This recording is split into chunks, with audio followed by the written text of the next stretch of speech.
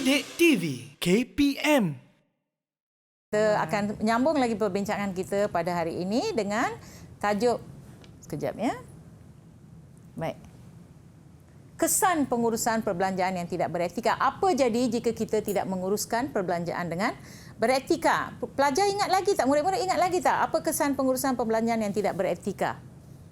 Ingat cikgu, ingat. Ya, siapa? Nak cuba saya, je. cikgu. Ya, Wishwa. Cuba, Wishwa. Okey. Kesan pengurusan perbelanjaan tidak beretika terhadap diri ialah kita akan menghadapi masalah kewangan.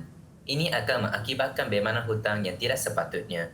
Selain itu, nama diri dapat ditenahi hitamkan oleh bank. Akhir sekali, kita akan mengalami muflis dan tekanan perasaan, cikgu. Itu saja. Okey, apa maksud muflis ya, Wishwa?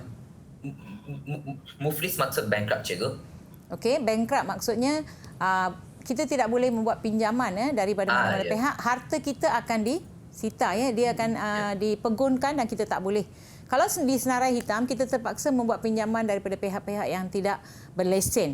So itu masalahnya ya. Sebab itu kita kata kesan kepada diri ini sangat penting. Bila kita ada masalah kewangan, bayangkanlah tiap-tiap pagi kita bangun tak ada duit. Anak perlu duit, isteri perlu duit. Jadi apa masalah yang kita hadapi? Ada orang yang sampai mengambil jalan yang tidak baik ya untuk menyelesaikan masalah, bunuh diri dan sebagainya ya. Dan kalau kita ada beban hutang, kita pagi-pagi kita bangun, kita mungkin takut Alung datang ganggu kita. Banyak kali kita lihat dekat surat khabar dan sebagainya gangguan-gangguan ini. Jadi kita perlu belajar hidup tanpa hutang. Jangan jadikan hutang itu satu amalan yang biasa, tak apalah, boleh kan? Okey, seterusnya apa pula kesan kepada keluarga ya bila kita tidak mengurus perbelanjaan. Siapa boleh cuba? Cikgu? Ya. Kesan pengurusan perbelanjaan tidak beretika terhadap keluarga pula, ahli keluarga terpaksa kongsi hutang. Ini akan menyebabkan hubungan baik antara ahli keluarga terjejas. Selain itu, pengurusan perbelanjaan tidak beretika akan menjejaskan perbelanjaan yang lain. Contohnya, tidak memiliki wang semasa kes kecemasan, kes kemalangan dan tanggungan-tanggungan bil yang lain. Seterusnya, ia juga akan menjejaskan hubungan antara keluarga atau suami dan isteri. Rumah tangga akan menjadi huru-hara. Akhir sekali, meningkatkan perbelanjaan yang tidak sepatutnya. Contohnya, mudah terpengaruh dengan diskaun pada barangan dalam talian. Itu saja daripada saya, cikgu. Okey. Jadi jika kita tidak menguruskan perbelanjaan dengan beretika, kesannya bukan pada diri kita saja. Kalau saya hidup seorang diri tak ada masalah. Bagaimana kalau saya ada keluarga? Bila saya ada keluarga, kalau saya berhutang, keluarga saya pun terpaksa berkongsi hutang tersebut. Mereka akan tanya, suami berhutang, kenapa isteri tak boleh bayar? Betul atau tidak? Kemudian boleh menjejaskan perbelanjaan lain. Kadang-kadang kita perlukan perbelanjaan untuk kecemasan. Tiba-tiba ada orang sakit, masuk hospital, perlu bayaran dan sebagainya. Jadi kita tak boleh gunakan wang itu kerana kita tak ada sumber keuangan. Dan di situlah yang akan menyebabkan menjejaskan hubungan antara anggota keluarga. Bayangkanlah kerana hutang berapa keluarga yang berpecah belah. Ada kan? Kita banyak membaca sebab mereka tak mau menjadi gangguan dalam hidup. Kenapa pula bapa berhutang, kami pula yang susah. Jadi mereka cuba asingkan diri daripada anggota keluarga tersebut. Dan maklumlah perbelanjaan meningkat. Macam-macam. Kalau kita lihat sekarang perubahan yang berlaku, semua barang harga meningkat. Betul atau tidak? Betul. Kalau kita pergi saban hari ke pasar dan sebagainya, harga barangan memang meningkat. Jadi bila meningkat, kita tak cukup duit dan kita masih nak hidup mewah dengan pendapatan kita yang terhad. Jadi apa berlaku? Kita tak pandai, nak orang kata ikat perut ya. Kita tak pandai ikat perut. Jadi kita tambah perbelanjaan dan kita nak orang kata biar orang nampak kita hidup mewah. Okey? Jadi kita berhutang dan menjadi masalah yang lain. So selain keluarga ada juga ya impak ya pengurusan perbelanjaan tidak beretika kepada masyarakat ya. Siapa boleh cuba?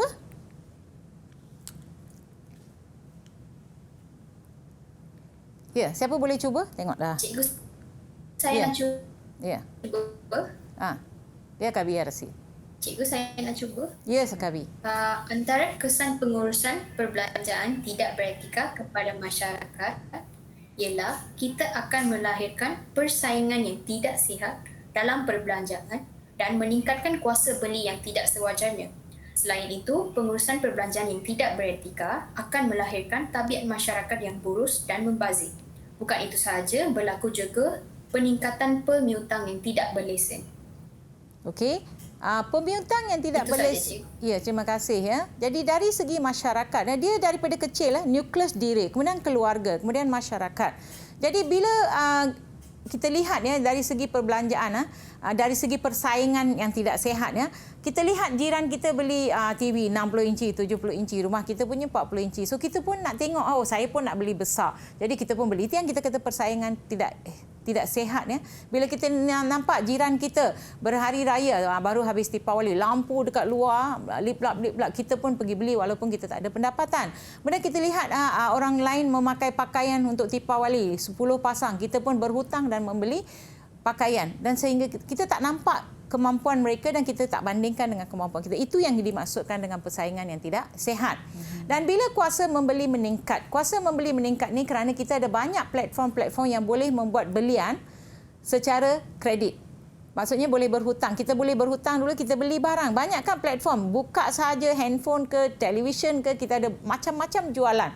Dan kita terpengaruh, ini boleh bayar dalam 12 bulan, 24 bulan ansuran. Tapi bila sampai masa nak membayar, kita tak boleh membayar. Ini yang kita kata kuasa membeli meningkat. Kalau dulu kita membuat bayaran dengan tunai.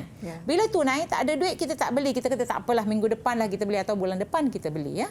Seterusnya, ini mengamalkan tabiat boros. Saya rasa semua orang termasuk saya memang ada tabiat boros. Ya. Tabiat boros macam saya sebutkan tadilah. Kita hanya perlukan sepasang kasut untuk dipakai pada satu waktu. Tapi kenapa kita beli sampai 12 pasang? Saya rasa semua orang boleh buka almari kasut dan lihat. Almari baju.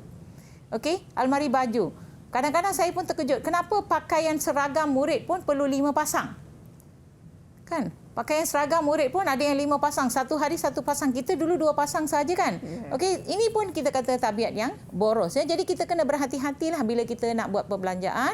Dan pemiutang tidak berlesen ini meningkat kerana ada orang akan cuba mengaut keuntungan daripada situasi susah orang lain. Dia dah tahu kita perlu wang. Dia tahu kita pergi tanya sini, sana, tak dapat pinjaman daripada bank dan sebagainya. Dan dia pun akan beri tawaran pada kita. You nak pinjam? Boleh pinjam. Tapi dia punya faedah agak tinggi. Dan selalunya kita bayar tu lebih tinggi daripada apa yang kita pinjam. Ini yang kita kata bila mereka tidak berlesen, kita akan menghadapi banyak masalah. Ya, alung, ceti dan sebagainya. Ya. Okey, bagaimana pula dengan kesan kepada negara? Ya, siapa nak cuba? Boleh saya cuba, Cikgu? Ya. Kesan pengurusan perbelanjaan tidak beretika terhadap negara pula, ia akan meningkatkan kadar inflasi dan juga meningkatkan kadar barangan import. Bukan itu sahaja, ia juga meningkatkan kadar keberhutangan dalam kalangan rakyat dan meningkatkan kos pelupusan barangan yang dibuang dan dibazirkan. Okey. Dan terjejas dalam Okey, Wishali, saya rasa kita dah dapat poin yang kamu cakap tadi. Okey, cuba cek balik ya. Baiklah, dari segi negara, ini memang berkait daripada masyarakat. Ya. Kadar inflasi meningkat kerana banyak sangat wang yang dimasukkan untuk pembelian. Bila terlalu banyak wang, penawaran banyak, permintaan meningkat, jadi inflasi meningkat. Bila meningkat, wang kita menjadi murah. Kalau dulu kita boleh beli sesikat pisang ya, RM2. Sekarang agak-agak berapa sesikat pisang harga dia? Boleh agak tak? RM7, RM8. Pisang sahaja tau. Dah jadi macam sebiji pisang tu dah harga dia RM1 lebih. Nampak tak? So ini yang kita kata nilai wang kita menjadi sangat rendah. Okey, ini yang kita kata kadar inflasi. Seterusnya, kadar import meningkat. Mengapa kadar import meningkat? Kerana kita ada perdagangan dengan negara-negara luar. Kita boleh membeli barangan daripada banyak negara luar. Kita kata okey, kita nak menggunakan platform-platform yang ada di internet dan sebagainya, kita beli barangan dan kita mengabaikan barangan tempatan. Jadi dari segi import, kita mengimport banyak dari barang-barang daripada negara luar sehingga menjejaskan perdagangan dalam negeri. Ya. Industri tempatan kita terjejas dan mestilah hutang meningkat. Kerana kita buat pembelian, kita tak kawal perbelanjaan kita. Jadi memang hutang akan meningkat. Even kepada negara hutang boleh meningkat. Dan apa maksud kos pelupusan meningkat? Terlalu banyak kita beli barang. Contohnya saya sebutkan tadi. Kasut tu kalau tak boleh pakai selepas 2-3 bulan, kasut tu kita akan buang. Baju juga kalau lepas beberapa minit kita akan buang juga. Sebab tak boleh pakai, rosak kan? So kita buang. Bila kita buang, meningkatkan kos pelupusan sampah dan sebagainya, ya. So ini adalah kesan perbelanjaan tidak beretika kepada 4 pihak tadi. Kita dah diri, keluarga, masyarakat dan juga negara, ya. Okey. Baik. So kita lihat di sini. Jadi kita perlu sediakan belanjawan keluarga dan menentukan kategori perbelanjaan, ya, dengan betul, ya. Jadi sebelum kita membeli, kita buat perancangan.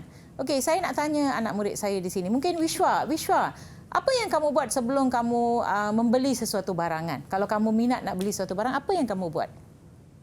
Saya akan cek dulu saya ada cukup duit dan adakah itu penting untuk saya atau saya mampu ke benda itu. Lagi ada benda lain tak? Sebab sekarang kamu tak ada pendapatan, kamu menunggu duit daripada ibu bapa, kan? Ya. So apa kamu buat? Saya akan mencari keuntungan dan kekurangan benda itu. Kalau benda itu baik untuk saya akan cari cara untuk convince ibu bapa saya untuk beli saya. So maksudnya hanya jika kamu sangat-sangat memerlukan barang itu baru kamu minta untuk membeli, ya. Kadang-kadang barang itu kita tak perlu, jadi kita tak payahlah beli. Ini yang kita kata, kita kena sediakan belanjawan keluarga, ya. Kita perlu pastikan kita sediakan belanjawan keluarga. So kalau kita ada keluarga yang besar dan katakan sekarang ni rata-rata berapa orang anak ya dalam satu keluarga? Lebih kurang 3, cikgu. Kalau 3. Okey, kalau 3 kita kena pastikan ibu bapa ada perbelanjaan. Anak 3 orang banyak, ya, ratio dia perbelanjaan dari segi perbelanjaan sekolah, masuk universiti berbeza. Lepas tu macam saya kata, macam dah orang tua macam kami nak kahwinkan anak dan sebagainya. Okey, kemudian jangan lupakan juga orang lain yang bersama kita. Kita bukan keluarga nukleus tapi keluarga kembangan. Bila keluarga kembangan, kita ada warga tua, ibu bapa kita yang tua, anggota keluarga yang lain juga kita perlu pastikan. Janganlah kita kata bila kita dah dapat gaji kita jaga keluarga kita sahaja, ya. Jadi kita perlu sediakan belanjawan keluarga. So ada banyak cara, ya, untuk kita menyediakan belanjawan keluarga, iaitu kita lihat perbelanjaan itu untuk apa. Nanti saya akan share satu lagi perkara di mana pelajar-pelajar boleh buat, ya, macam mana nak pastikan perbelanjaan untuk apa dan sebagainya. Okey, jadi kategori perbelanjaan, ya. Didik TV KPM